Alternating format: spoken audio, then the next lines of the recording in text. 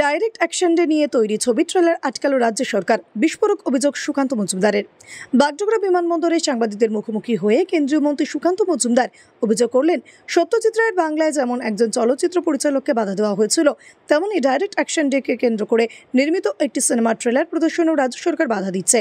তার দাবি, কলকাতার ঐতিহাসিক 1946 সালের 16ই অগস্টের ডাইরেক্ট অ্যাকশন ডের সত্য ঘটনা নিয়ে নির্মিত এই ছবিকে সাধারণ মানুষের সামনে আসতে দিচ্ছে না সরকার। সুকান্তবাবু জানান, ইতিহাস থেকে বামপন্থীরা এই ঘটনাকে মুছে দিয়েছিল।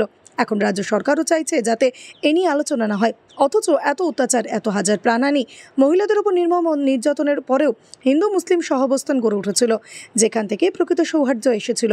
তিনি উল্লেখ করেন, ঐতিহাসিক যদুনাথ সরকার ও রমেশচন্দ্র মজুমদারের লেখায় এই ঘটনা স্পষ্ট উল্লেখ রয়েছে।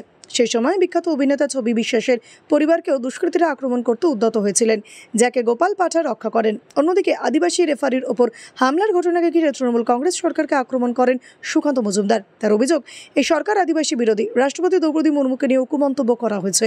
দলিত আদিবাসী বা সাধারণ মানুষকেও এই সরকার ক্ষমা করবে না। সরকারের সময় হয়ে এসেছে।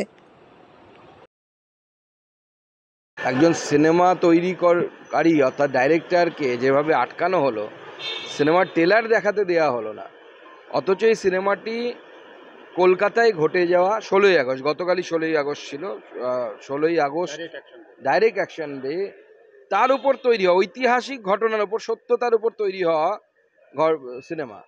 রাজ্য সরকার চাইছে না যে বিষয়টি সবার সামনে আসুক। ইতিহাস থেকে বামপন্থীরাও ডাইরেক্ট অ্যাকশন ডেকে মুছে দিয়েছিল, যেন এইভাবে তারা ভেবেছিল হিন্দু মুসলিম সৌহার্দ্য তৈরি করবে।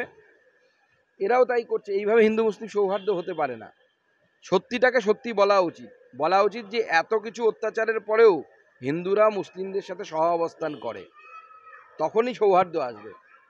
এত অত্যাচারের পরে, এত হাজার মানুষের প্রাণ যাওয়ার পরেও, এত মহিলাদেরকে থাই অবধি কেটে কেটে উলঙ্গ দেহ টাঙিয়ে রাখা হয়েছিল কলকাতার রাস্তায় direct action day. Trinamool Congress and CPM are saying this is a propaganda movie.